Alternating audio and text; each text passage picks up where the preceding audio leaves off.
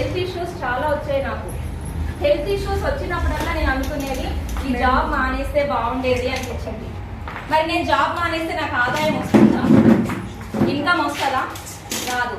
మళ్ళీ హెల్త్ కోలుకునేసరికి మళ్ళీ నేను జాబ్కి యథాసరిగా వెళ్ళేదాన్ని. అదే ఇన్కమ్ వచ్చే సోర్స్ ఏదైనా వచ్చిందనుకోండి, ఆ అవకాశాన్ని వదులుకుంటానా? వదులుకోను కదా. అంటే ఆరోగ్యాన్ని ఇచ్చేటటువంటి, ఆదాయం వచ్చేటటువంటి ఒక మంచి అవకాశం నాకు వచ్చింది. That is wastage. What is that? Wastage. That is wastage.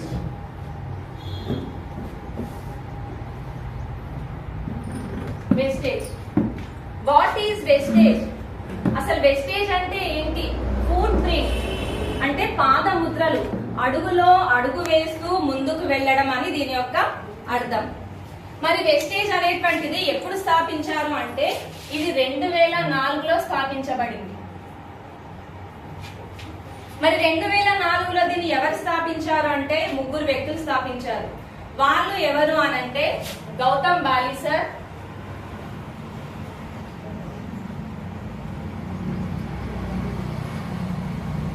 Managing director,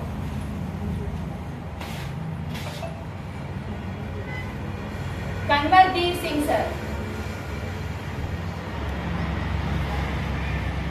director,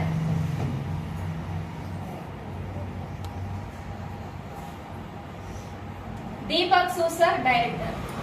వీళ్ళు 3 కలిసి ఈ కంపెనీని స్థాపించడం జరిగింది. మరి ఈ కంపెనీలో ఏముంది అంటే ఇందులో 470 రకాల ప్రోడక్ట్స్ అనేటువంటివి తయారవుతున్నాయి.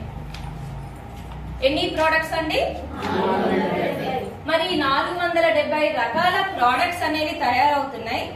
ఈ కంపెనీ ఎక్కడ స్టార్ట్ అయింది? ఈ ప్రోడక్ట్స్ వల్ల మనకేంటి యూజ్ అని అనుకుంటాం కదా. ఇది మన ప్యూర్ ఇండియన్ కంపెనీ. మన ఇండియాలో ఈ కంపెనీ తయారైంది. మన ఇండియా వాళ్ళకి ఎప్పుడు విదేశాల నుంచి దిగుమతి చేసుకోవడమే తప్ప ఎగుమతి చేయడం చాలా తక్కువ. అవునా? మనం వాడే మొబైల్ ఫోన్ నుంచి చైనా నుంచి దిగుమతి చేసుకుంటాం. దోమల్ బ్యాట్ వరకు కూడా అన్ని విదేశాల నుంచి దిగుమతి చేసుకునేవి. మరి ఎగుమతి చేసేవి ఏదైనా ఉందనంటే దట్ ఈస్ గ్రేట్. అవునా?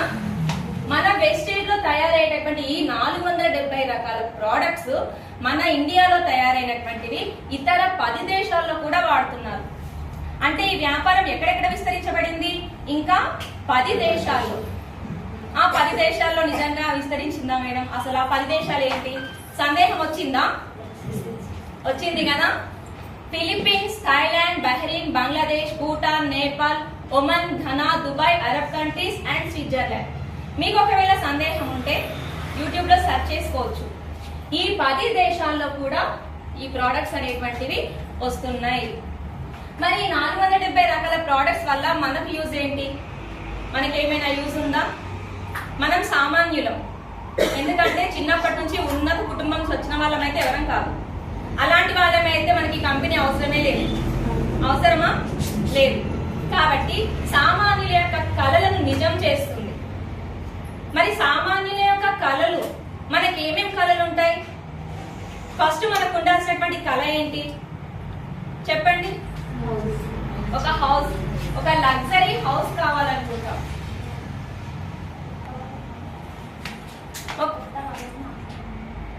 ఒక కొత్త వాళ్ళు చెప్పండి, పాత వాళ్ళు కాకుండా. మీకు ఏమైనా డ్రీమ్స్ ఉంటాయి కదా, అవి చెప్పండి.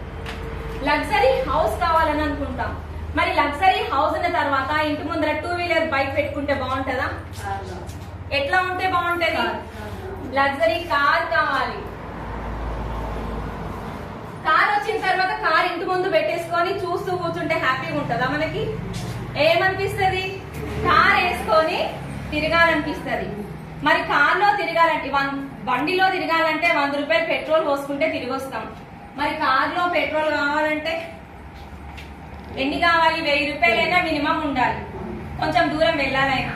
అంటే మనకు నెక్స్ట్ ఏం కావాలి? బ్యాంక్ బ్యాలెన్స్ ఉండాలి.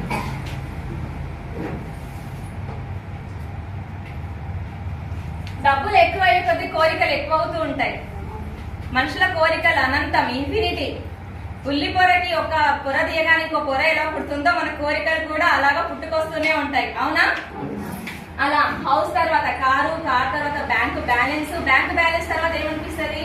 పిల్లల్ని మంచి ఇంటర్నేషనల్ చదువు చదివించాలనుకుంటాం. ఎందుకంటే చెప్పుకోవడానికైనా ఇంటర్నేషనల్ స్కూల్లో మా పిల్లలు చదువుతున్నారని, ఇంటర్నేషనల్ స్టడీ. మరి ఇంటర్నేషనల్ స్టడీ వచ్చిన తర్వాత డబ్బులు ఎక్కువ వస్తున్నాయి, ఇంకా ఏదో కావాలి, ఇంకా అక్కడికి మనం సాటిస్ఫై అవ్వట్లేదు, ఇంకేం కావాలి, టూర్లు తిరిగి రావాలి. మనం వాస్తవానికి మనం సామాన్యులం కాబట్టి దగ్గర దగ్గర ఉన్న ప్రదేశాలు, పుణ్యక్షేత్రాలు మాత్రమే సందర్శిస్తాం. అదే డబ్బులు ఎక్కువనే అనుకోండి, ఫ్లైట్ ఎక్కుతాం, విదేశాలు తిరగాలనిపిస్తుంది. కాబట్టి నెక్స్ట్ గోల్ ఏం పెట్టుకుంటాం, టూర్స్ తిరగాలనుకుంటాం, ఫారెన్ ట్రిప్స్ తిరుగుతాం. ఆ తర్వాత ఏమనుకుంటాం, పీస్ఫుల్ రిటైర్మెంట్ కావాలి. మన ఆడవాళ్ళకైతే ఏం కావాలి, ఇంకా బంగారం కావాలి. ఎంత గోల్డ్ ఉంటే బయటికి అన్ని సార్లు వెళ్ళాలనిపిస్తుంది, అవునా?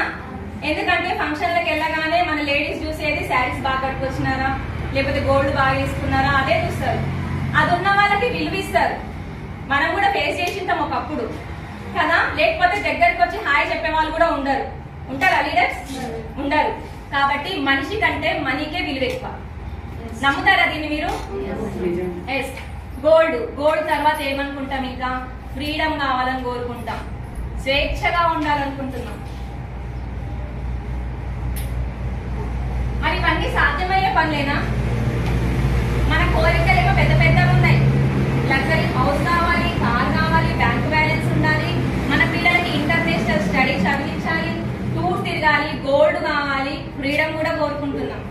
ఇవన్నీ మనకు సాధ్యం అవుతాయా? అవుతాయి, మనం తెలుసుకుంటే సాధ్యం అవుతాయి. చూడండి లీడర్స్, ఇక్కడ ఇవన్నీ సాధ్యం కావాలంటే మనం ఆదాయం పెంచే మార్గాలను వెతుక్కోవాలి కదా. ఇన్కమ్ ఎట్లా పెరుగుతుందో మన లైఫ్ కూడా అట్లా ముందుకు వెళ్తూ ఉంటుంది. మరి ప్రపంచంలో నిజాయితీగా సంపాదించడానికి 4 మార్గాలు ఉన్నాయి. మరి అవేంటి? Employment, self employment, business man, investors. ఈ 4 రకాల ద్వారా మనం ఆదాయాన్ని సంపాదిస్తూ వస్తున్నాం. మరి ఎంప్లాయ్ అంటే ఒక ఉద్యోగి. ఉద్యోగి అంటే నెల రోజులు కష్టపడి పని చేస్తే జీతం వస్తుంది. మరి నెల రోజులకి వచ్చేటటువంటి జీతంతో ఇతని కోరికలు నెరవేరుతున్నాయా? ఎగ్జాంపుల్ చెప్పుకుందామండి. ఒక ఉద్యోగికి నెలకి 20,000 రూపాయలు జీతం వస్తుంది. ఒక 5,000 కిరాయి కట్టాడు, ఇంకెంత మిగిలింది? 15,000. ఇంకొక 5,000 ఇంట్లో కిరాణం సామాన్ అది కొనుక్కుంటారు, ఇంకెంత మిగులుతుంది? 10,000 మిగులుతుంది. ఆ 10,000లో పండుగలు, పబ్బాలు, పిల్లలకి బట్టలంటే, షాపింగ్లు అంటే ఒక 5,000 తీసేసినా కూడా ఒక 3,000 అయినా కూడా పిల్లలకి సరే అన్ని డబ్బులు ఖర్చు పెట్టుకుంటూ పోతే పిల్లలకు ఫ్యూచర్ ఏముంటది? ఏదో ఒక 50,000 చిట్టియో వేసుకుందాము. మన మిడిల్ క్లాస్ మెంటాలిటీలు అలాగే ఉంటాయి. చిట్టి వేసుకుంటే పిల్లలు పెద్దగా అయిన తర్వాత చదువులకో దేనికో ఉపయోగపడతాయి అనుకుంటాం, అవునా? మరి చిట్టి కట్టిపోతే వచ్చిన జీతం నెల ముందు ఫస్ట్ వీక్ కాకముందే అయిపోయింది 2వ తారీఖు. మరి ఆ నెల రోజులు బ్రతకాలంటే ఈ కోరికలన్నీ నెరవేరుతాయా? అసలు పాసిబుల్ అది కాదు. సెల్ఫ్ ఎంప్లాయ్ అంటే సొంతంగా రోజువారీ పనులు, ఏ రోజు పని చేస్తే సాయంత్రం వరకు ఆ రోజు కూలీ ఇస్తారు. Labour works. Employees, self employees ని యాక్టివ్ ఇన్కమర్స్ అంటారు. యాక్టివ్ ఇన్కమర్స్ వీళ్ళు కష్టపడితేనే వీళ్ళకి జీతం వస్తుంది, స్థిరంగా ఉండలేరు. ఈ బాధలు తట్టుకోలేక అప్పులు కూడా ఎక్కువ అవుతాయి. మరి ఇలాంటి జనాభా ఎంతమంది ఉన్నారు అంటే మన దేశంలో 95% పీపుల్ ఇలాగే ఉన్నారు. మరి 95% పీపుల్ ఇలా ఉంటే ఆ 5% మాత్రమే దీంట్లో డబ్బు వస్తుంది. మరి ఈ 5% డబ్బును ఈ 90% మంది పంచుకుంటే ఒక్కొక్కరికి ఎంత వస్తుంది? ఎవరికైనా సరిపోతుందా? లేదు. దీన్ని యాక్టివ్ ఇన్కమ్ అంటారు. Next one business mans and investors. Business mans అంటే మనకు తెలుసు, పెద్ద పెద్ద షాపింగ్ మాల్స్ లో పెట్టుబడి పెట్టేసి హాయిగా ఏసీ రూమ్ లో కూర్చొని మనుషులను పెట్టి పని చేయించుకుంటూ ఉంటారు, వచ్చినటువంటి జీతం తీసుకుంటూ ఉంటారు. ఎందుకంటే వాళ్ళకి తాత ముత్తాతలు సంపాదించిన ఆస్తులు ఉంటాయి కాబట్టి పెట్టుబడి పెట్టగలుగుతారు. మరి మన వల్ల అవుతుందా? అవ్వదు. ఇన్వెస్టర్స్ కూడా పెట్టుబడి అంతే, అవునా? కాబట్టి ఈ బిజినెస్ మ్యాన్స్ ఇన్వెస్టర్స్ ఇంట్లో కూర్చొని ఎక్కువగా కష్టపడుతున్నారా? డబ్బులు ఉన్నాయి, పెట్టుబడి పెట్టేస్తున్నారు, కూర్చొని హాయిగా తింటున్నారు. వాళ్ళు ఏమైనా కష్టపడుతున్నారా? వాళ్ళకి ఏమైనా అప్పులు అవుతున్నాయా? లేదు. మరి ఇలాంటి పీపుల్ ఎంత మంది ఉన్నారంటే 5% ఉన్నారు. 5% పీపుల్ బిజినెస్ మ్యాన్స్, ఇన్వెస్టర్స్ ఉన్నారు. 95% మనీ ఉంది ఇక్కడ. ఎంత పర్సెంట్ ఉంది లీడర్స్? 95% మనీ. మరి ఈ 95% మనీని ఈ 5% పీపుల్ పంచుకుంటే ఎక్కువ వస్తుందా రాదా? మరి ఇక్కడ 95 మెంబర్స్ పీపుల్ ఉన్నారు, 5% డబ్బునే పంచుకుంటున్నారు. వీళ్ళనేమో యాక్టివ్ ఇన్కమర్స్ అంటారు, వీళ్ళనేమో ప్యాసివ్ ఇన్కమర్స్ అంటారు. వీళ్ళని ఏమంటాము? మరి యాక్టివ్ ఇన్కమ్ బాగుందా, ప్యాసివ్ ఇన్కమ్ బాగుందా? దీంట్లోనేమో స్ట్రెస్ ఉంటుంది, ఒత్తిడి ఉంటుంది. ఇది ఫ్రీడమ్, స్వేచ్ఛ. ఈ రెండింటిలో ఏది బాగుంది? Passive income. అంటే మనం యాక్టివ్ ఇన్కమ్ నుంచి ప్యాసివ్ ఇన్కమ్ లోకి మారాలి. మరి మారే అవకాశం ఏదైనా ఉందా? ఉంది. That is wastage. దీన్ని ఏమంటారు? CEO, consumer empowerment opportunity. ఒక వినియోగదారుడు సాధికారతను సాధించే ఒక గొప్ప మార్గం ఏదైనా ఉందంటే వేస్టేజ్. ఓకే, మరి వేస్టేజ్, ఈ వేస్టేజ్ ద్వారా మనము ఇలాంటి ఆపర్చునిటీ ఎలా తీసుకోవాలి? ఎగ్జాంపుల్, కన్స్యూమర్ అంటే కస్టమర్, మనమే కదా. ఒక వస్తువుని పర్చేజ్ చేస్తాం. ఈ పెన్ను 100 రూపాయలు. ఇదెంత? 100 రూపాయలు పెట్టి ఈ పెన్ను కొంటున్నాం. మనం ఈ పెన్ను ఎక్కడ తెస్తున్నాం? కంపెనీ దగ్గర వెళ్ళి కొనుక్కుంటున్నామా? ఎక్కడ తెస్తున్నాం? రిటైలర్ దగ్గర తీసుకొస్తాం. మరి రిటైలర్ మనకి డైరెక్ట్ ఇవ్వడు కదా. రిటైలర్ ఎక్కడ నుంచి తీసుకొస్తున్నాడు? హోల్సేలర్స్ దగ్గర తీసుకొస్తున్నాడు. హోల్సేలర్ ఏమైనా తయారు చేస్తుందా? ఎక్కడి నుంచి తీసుకొస్తున్నాడు? డిస్ట్రిబ్యూటర్స్ అండ్ డీలర్స్ వాళ్ళ దగ్గర తీసుకొస్తున్నాడు. మరి డిస్ట్రిబ్యూటర్ దగ్గర తయారవుతుందా? ఇది కాదు. ఎక్కడ తయారవుతుంది? C&F ఏజెంట్ దగ్గర తీసుకొస్తున్నాడు. ఈయన కూడా C&F ఏజెంట్ ఎక్కడ నుంచి తీసుకొస్తున్నాడంటే ఫ్యాక్టరీ నుంచి తీసుకొస్తున్నాడు. ఇక్కడ మ్యానుఫ్యాక్చర్ ఎక్కడ అవుతుంది అనంటే ఫ్యాక్టరీలో అవుతుంది. మరి ఈ ఫ్యాక్టరీలో తయారైన వస్తువు మన దగ్గరకు వచ్చేసరికి 100 రూపాయలు అవుతుంది. మరి ఫ్యాక్టరీ దగ్గరికి వెళ్దాం. ఈ పెన్నుది ఈ ముడి సరుకు కావాలంటే 30 రూపాయల్లో తయారైపోతుంది. ఆయన ఒక 10 రూపాయల లాభం చూసుకుంటాడు. చూసుకొని 40 రూపీస్కి ఇస్తుంది. మరి ఈ 40 రూపాయల వస్తువు మనకు వచ్చేసరికి 40 రూపాయలకు వస్తుందా? వాళ్ళకి 10, వాళ్ళకి 10, వీళ్ళకి 10, వీళ్ళకి 10 ఇచ్చుకుంటూ పోయేసరికి ఇందులో 4 దళారుల చేతులు మారుతుంది. 60% అనేటువంటిది ఎక్కడ పోతుంది? దళారుల చేతుల్లోకి వెళ్ళిపోతుంది. మరి ఈ వస్తువు తయారైందని మనకి ఎట్లా తెలుస్తుంది? మనకి రిటైలర్ వచ్చి చెప్తాడా? హోల్సేలర్ చెప్తారా? డిస్ట్రిబ్యూటర్స్ చెప్తారా? ఎవరు చెప్తారు? అడ్వర్టైజ్మెంట్ ఇస్తాడు, పేపర్లో యాడ్ ఇస్తాడు. ఆ అడ్వర్టైజ్మెంట్ చూసి, యాడ్ చూసి ఇక్కడ మనం ఈ పెన్నుని తీసుకుంటాం. అవునా? వీళ్ళందరికీ కలిపి అడ్వర్టైజ్మెంట్ వాళ్ళతో సహా కలిపి ఈ 60% వెళ్ళిపోతుంది. మరి కంపెనీ ఏమంటుందనంటే ఇది 40 రూపాయలకు తయారవుతుంది, మీకు కూడా నేను 40 రూపాయలకు ఇస్తా అంటుంది. ఎవరికి? కస్టమర్స్ కి. మనకి ఎంతకి ఇస్తా అంటుంది? బాగుంది కదా. కంపెనీ నుంచి మన దగ్గరికి 40 రూపీస్ కి రావడం బాగుంది. మరి డైరెక్ట్ గా ఇస్తా అంటుందా?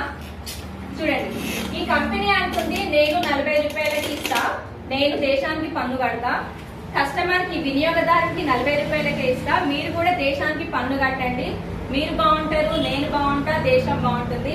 ఈ మధ్య దళారులు మనకి ఎందుకు అంటుంది. కరెక్టే కదా. మళ్ళీ ఇంకా ఏమంటుంది? ఒక మంచి అవకాశం ఇస్తుంది మనకి. ఈ 60% ఏదైతే ఉందో అది కూడా మనకే ఇస్తా అంటుంది. ఈ 40 రూపీస్ కి మీకే ఇస్తా, ఈ మధ్యలో వచ్చే 60% కూడా మనకే ఇస్తా అంటుంది. నమ్మాలనిపిస్తుందా? నమ్మాలనిపిస్తుందా? ఎలా ఇస్తుంది? డౌట్ వచ్చింది కదా మీకు. ఎందుకంటే కంపెనీ వచ్చి మనకు పెన్ను ఇయ్యదు, మనం కంపెనీ దగ్గరికి పోయి పెన్ను కొనుక్కోలేస్తామా? మరి ఎలా ఇస్తుంది అని అంటే చూడండి లీడర్స్, డిస్కౌంట్. మనకు చాలా ఇష్టం కదా డిస్కౌంట్, సేల్, శారీస్ అనగానే ఇంట్లో వంట కూడా చేయగలరు. చేస్తామా? ఏ డిస్కౌంట్ పెట్టినట్టు అక్క పోదందా వంట తర్వాత చేసుకుందాం, వస్తే ఆయనే వండుకొని తింటాడు కానీ పోదాం బాగుంటాం. నిజమా కాదా? ఎందుకంటే నేను కూడా అట్లే చేస్తాను అప్పుడప్పుడు. ఎందుకంటే డిస్కౌంట్ అంటే మన లేడీస్ అంత ఇష్టం ఉంటది కదా. డిస్కౌంట్ 15% ఇక్కడ మీరు తీసుకునే ప్రోడక్ట్ మీద 15% డిస్కౌంట్ ఇస్తా ఉంటుంది. ఇంకేమంటుంది? క్యాష్ బ్యాక్ ఇస్తా అంటుంది. నెక్స్ట్ ఏమంటుంది? క్యాష్ బ్యాక్ ఇస్తా. ఎంత ఇస్తా అంటుంది? 5% to 10% ఇస్తా అంటుంది. డబ్బులు రిటర్న్ ఇస్తుందంట. ఓకే నా లీడర్స్, మరి ఎలా ఇస్తుంది? క్యాష్ బ్యాక్ ఇవ్వడం ఏంటంటే ఇస్తారో ఇవ్వరు. ఎందుకు ఇవ్వరు? గ్యాస్ సబ్సిడీ ఇస్తలేరా? మనం గ్యాస్ సిలిండర్ కొనుక్కుంటున్నాం, డబ్బులు ఒకటేసారి ఇచ్చి సిలిండర్ తీసుకుంటున్నాం, తర్వాత అకౌంట్ లో డబ్బులు పడుతున్నాయి కదా. సేమ్ అట్లానే 5% మనకి రిటర్న్ వస్తుంది. నెక్స్ట్ ఏమి ఇస్తా అంటుంది? ఆఫర్ ఇస్తుంది. చెవులు అమృతం పోసినట్టు ఉంటది కదా మనకి ఇలాంటివి వింటే. ఆఫర్స్ అన్నా డిస్కౌంట్స్ అన్నా చెవులు పావనమైపోతాయి మనకి, అంత ఎగ్జైట్మెంట్ గా ఉంటాం మనం. మరి ఆఫర్ ఎలా ఇస్తా ఉంటుంది? 10% ఇస్తా ఉంటుంది. మనం ఏదైతే కొనుక్కుంటామో దాని మీద 10% ఆఫర్ ఇస్తా ఉంటుంది.